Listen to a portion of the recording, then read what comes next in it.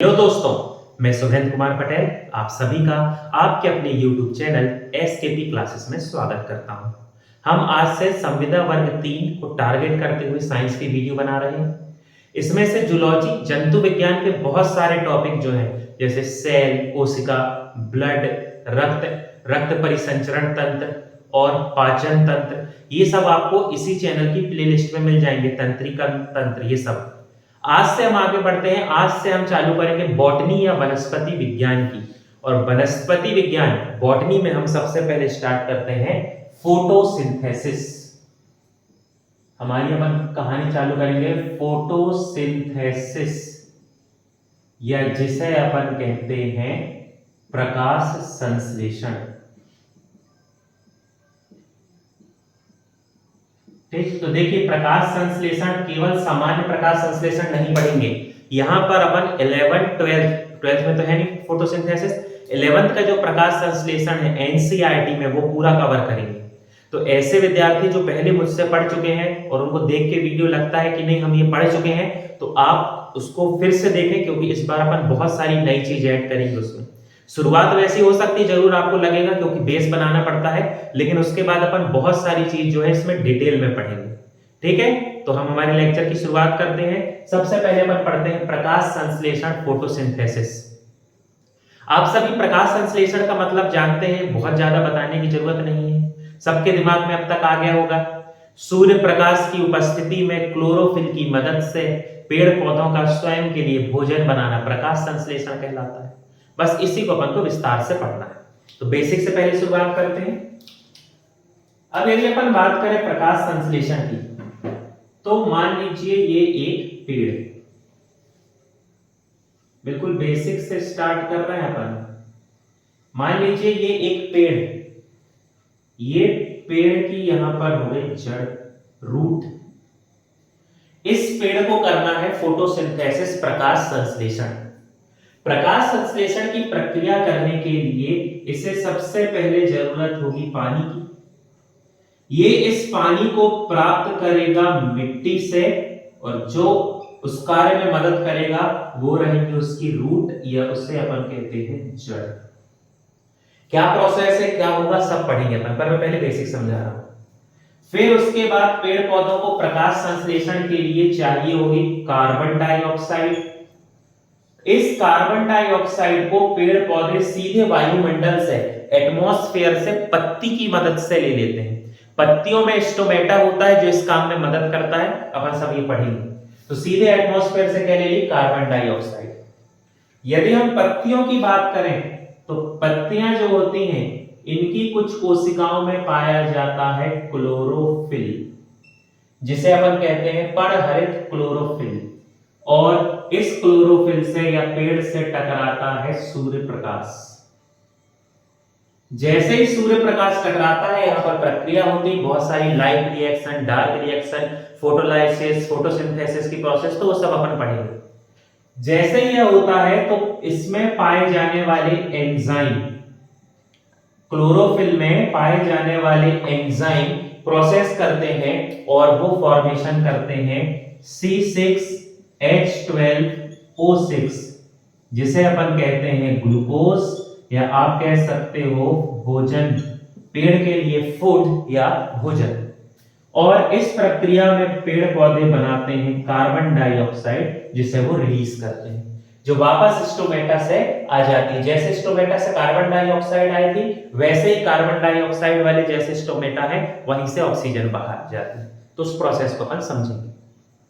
अब यदि इसे आप फॉर्मूला के रूप में लिखना चाहें, समीकरण इक्वेशन बनाना चाहें, तो क्या हो जाएगा, इसे अपन लिखेंगे carbon dioxide plus water, it gives किसकी प्रेजेंस, सनलाइट, सनलाइट की प्रेजेंस, और क्या रहेगा, क्लोरोफिल। पेड़ पौधे निर्माण करेंगे C6H12O6 प्लस रिलीज हो जाएगी ऑक्सीजन। इस प्रोसेस को अपन कहते हैं प्रकाश संश्लेषण। ठीक, अब यहां से एक क्वेश्चन आप याद रखें। कभी आपसे पेपर में पूछ लिया जाए कि प्रकाश संश्लेषण के लिए सबसे महत्वपूर्ण क्या है, ठीक, which is most important for photosynthesis. और आपके एग्जांपल रहे कार्बन डाइऑक्साइड, वाटर, सनलाइट और क्लोरोफिल। अब आपको देख के लगेगा यार ये तो चारों उपयोगी है, फिर ये चारों ऑप्शन आ गए, कौन सा सही होगा? ठीक है, तो ऐसे में कंफ्यूज नहीं होना। देखो, कार्बन डाइऑक्साइड अपनी बॉडी में है, कोई भी लिविंग है, एनिमल है, उसके शरीर में, उसकी बॉडी में कार्बन डाइऑक्साइड है। हमारी बॉडी में पानी है, हमेशा पानी है, पूरी बॉडी 75% वाटर से बनी है। और हमारी त्वचा से सूर्य का प्रकाश भी टकराता है। तो क्या हम खुद के लिए ग्लूकोज बना लेते हैं? हम खुद के लिए ग्लूकोज नहीं बना पाते, क्योंकि ग्लूकोज प्रकाश संश्लेषण की प्रक्रिया के लिए जो सबसे महत्वपूर्ण है, ग्लूकोज बनाने के लिए जो सबसे महत्वपूर्ण है, वो होता है क्लोरोफिल। जिस दिन हमारी कोशिका में, हमारी सेल में क्लोरोफिल आ जाएगा, तो क्लोरोफिल के साथ फोटोसिंथेसिस वाले एंजाइम भी आ जाएंगे और हम भी प्रकाश संश्लेषण करने लगेंगे। तो यदि ये चार भी ऑप्शन आ जाए तो घबराना नहीं, इस स्थिति में आपका सही जवाब क्या हो जाएगा? क्लोरोफिल। प्रकाश संश्लेषण के लिए सबसे महत्वपूर्ण जो कारक है वो होता है क्लोरोफिल। ठीक, अब थोड़ा इसको साइंटिफिक समझो। आपने बोलचाल में कह दिया कि पेड़ पौधे जब स्वयं के लिए भोजन बनाते हैं तो उसे प्रकाश संश्लेषण कहते हैं।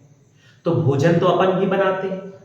भोजन अपन ऐसा थोड़ी है कि आपको रोटी, सब्जी, चावल ये बनाना पड़ेगा ना। ऐसा नहीं कि आप पेड़ में गए और रोटी तोड़ के खा ली। रोटी अपन को बनाना पड़ता है। भोजन तो अपन भी बना रहे हैं, पर क्यों उसे ऐसा नहीं कहते कि अपन ऑटोट्रॉपिक है, स्वयं पोषी।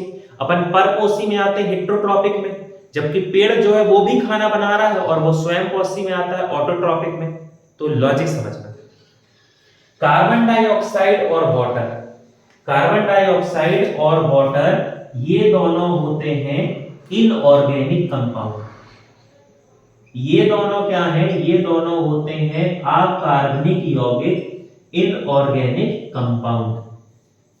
और क्लोरोफिल के एंजाइम ग्लूकोज बनाते हैं, जो एक ऑर्गेनिक कंपाउंड है, जो एक कार्बनिक यौगिक है।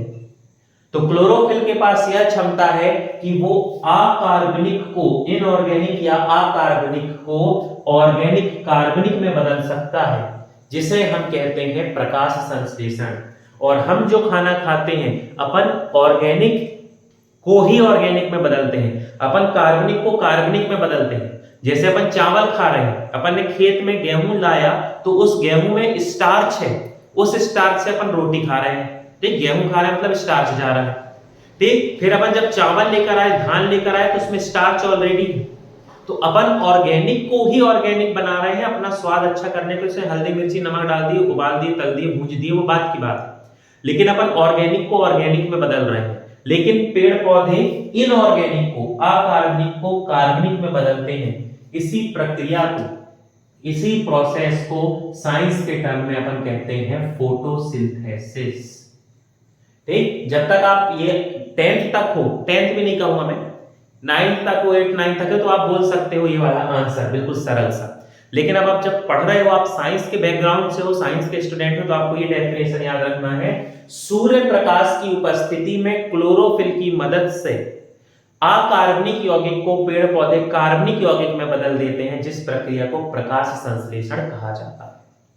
ठीक, तो ये बिल्कुल बेसिक है। अब मैं कार्बनिक और अकार्बनिक भी समझा दे रहा हूं, जो थोड़ा साइंस बैकग्राउंड की नहीं, उन्हें समझने में दिक्कत जा रही होगी, तो मैं इस चीज को भी आपको क्लियर कर देता हूं बहुत विस्तार से। तो इसको अपन केमिस्ट्री में पढ़ते हैं, वो भी अपन पढ़ेंगे, लेकिन पहले मैं क्लियर कर देता हूं थोड़ा, ताकि आपके दिमाग में रहे।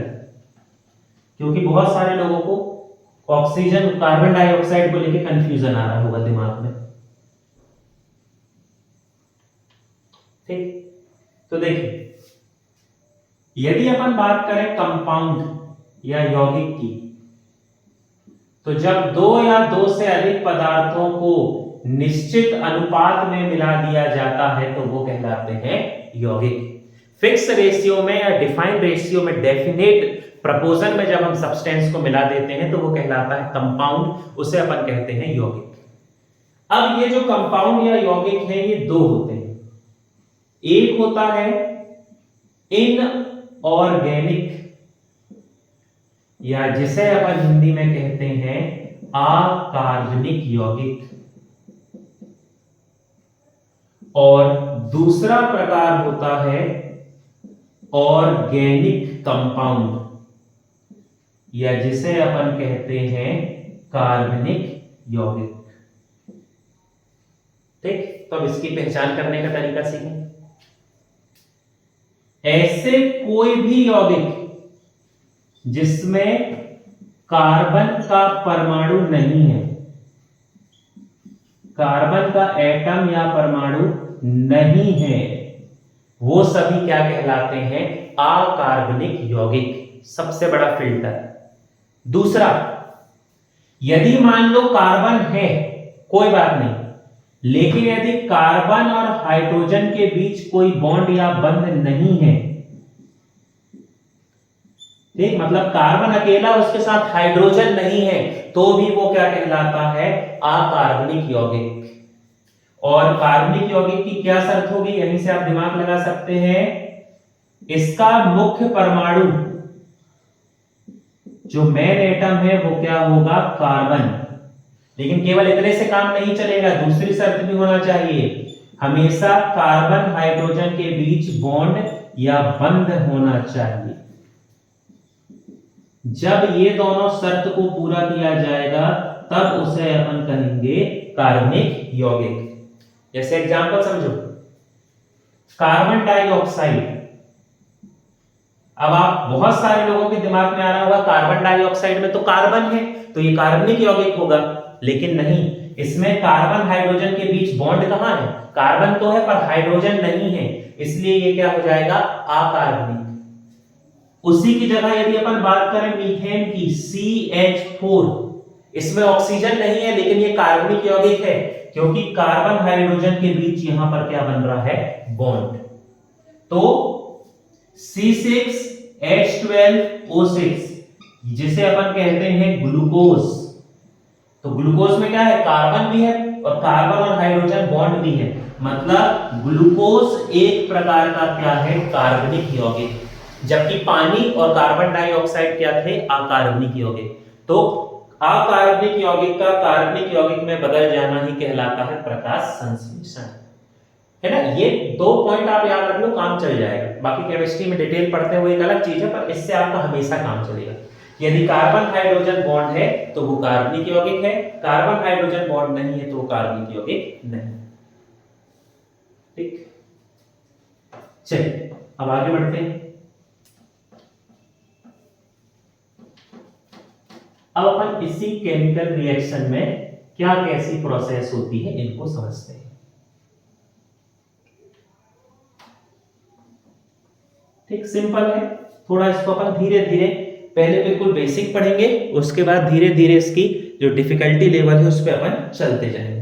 पहले लेकिन बेसिक, क्योंकि बहुत सारे ग्रेड 3 की जो तैयारी कर रहे हैं वो हो सकता है साइंस के बैकग्राउंड के नाम, है ना, या साइंस के बैकग्राउंड से मतलब ऐसा कि साइंस में बहुत इंटरेस्ट भी ना रहा हो, तो बिल्कुल घबराना नहीं, थोड़ा अपन बेसिक से लेके चल रहे हैं। ठीक, क्या क्या चाहिए? Carbon dioxide plus H2O, it gives C6H12O6 plus release होगी ऑक्सीजन। अब आप समझना, यहां पर पूछे जाने वाले जो क्वेश्चन है समझो। आपसे पूछा जाएगा कि पेड़ पौधों को कार्बन डाइऑक्साइड कहां से प्राप्त होती है, तो आपका आंसर हो जाएगा कि भैया पेड़ पौधों को ये प्राप्त होती है वायुमंडल से, ये प्राप्त होगी एटमॉस्फेयर या वायुमंडल से। फिर आपसे एग्जाम में पूछता है पेड़ पौधों को कार्बन डाइऑक्साइड किस अंग की मदद से प्राप्त होती है, तो आपका आंसर हो जाएगा लीफ, पत्ती। और भी अलग अलग मीडियम हो सकते हैं, लेकिन जो मैक्सिमम टाइम है वो मीडियम लीफ होती है, पत्ती, क्योंकि पत्ती में होता है, पत्ती में पाया जाता है स्टोमेटा, जिसे आपने सुना होगा हिंदी में कहते हैं वातरंध्र। इस स्टोमेटा की हेल्प से कार्बन डाइऑक्साइड पेड़ पौधों में पहुंच जाती है। फिर आपसे पूछेगा कि कार्बन डाइऑक्साइड जिस प्रक्रिया से पेड़ पौधों में पहुंचती है उस प्रक्रिया को क्या कहते हैं। तो उस स्थिति में आपका आंसर हो जाएगा डिफ्यूजन, या उसे अपन कहते हैं विसरण। ठीक, तो विसरण की प्रक्रिया से पेड़ पौधे वायुमंडल से क्या ग्रहण कर लेते हैं, कार्बन डाइऑक्साइड। विसरण क्या होता है ये सब पढ़ेंगे अपन, पहले मैं बेसिक बता रहा हूं। फिर आपसे पूछा जाएगा कि पेड़ पौधों को पानी कहां से प्राप्त होता है।